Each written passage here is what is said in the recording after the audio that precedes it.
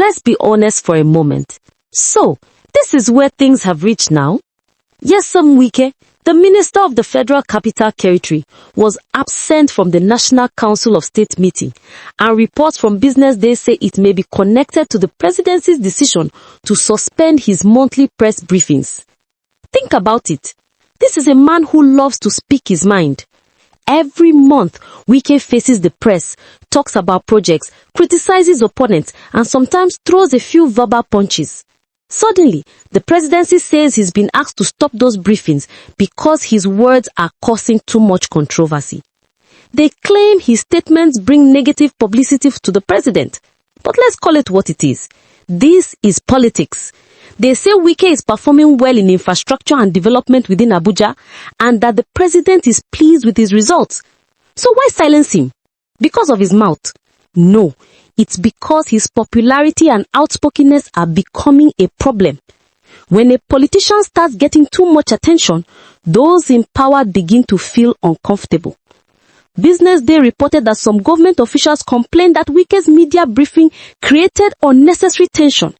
They said his tone was confrontational and that he sometimes insulted senior figures in government, which could cause division and even hurt the president's image ahead of the 2027 elections. Let's not deceive ourselves. There's more to this story. You can already feel the silent power struggle between Wike and the presidency. Both men are strong, proud, and politically smart. Tinubu doesn't like people who challenge his control, and Wike doesn't like being told what to do. So, when these two egos collide, something has to give. Now they say Wike is trying to lobby Femi Gbajamila, the chief of staff, to convince the president to lift the suspension. You see how it goes? When he's in front of the camera, he acts like nobody can touch him. But when the camera is off, he is reportedly begging behind closed doors to get the microphone back. That's how politics works in Nigeria. Bold in public, humble in private. But let's not ignore something important. Wike has been one of the most visible ministers in this government. Whether you like him or not, he gives the impression that he's doing something. He goes to sites, commissions projects, and talks tough. Many Nigerians see him as one of the few officials who actually works. So this sudden silence looks suspicious. The government says there's no problem between Wike and Tinubu. They claim they are still the best of friends. My brother, when Nigerian politicians say they are still friends, that's usually when the fight has just begun.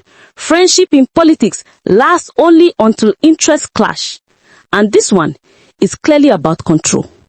The presidency wants to control the narrative, especially as 2027 draws closer. They don't want any minister saying things that could embarrass the administration. But silencing people is never the answer. If Wike is saying something wrong, correct him. Don't gag him like we're in a military era. Look at how they handled it. During the National Council of State meeting, Wike didn't attend. Instead, the Minister of State, Maria Mahmood, represented the FCT. That may look simple, but in politics, that's a big statement. It's like saying you are no longer in full control. And Nigerians are watching closely. Some people are happy saying Wike deserves it, that he talks too much. Others are saying, at least, he's one of the few that speaks truth to power. You can hear these debates in markets, bus parks, and beer parlors. Everyone has an opinion. But here's what really matters. While these politicians are fighting over microphones, Nigerians are still struggling. The cost of living keeps rising, light is unstable, and people can barely feed. So whether it's Wike talking or the presidency silencing him, it doesn't change the fact that the poor are suffering. Let's face it, this is not about national interest. It's about ego. It's about who controls the narrative. Wike wants to show power, the presidency wants to maintain authority. Meanwhile, ordinary Nigerians are just trying to survive. In the end, I'll say this.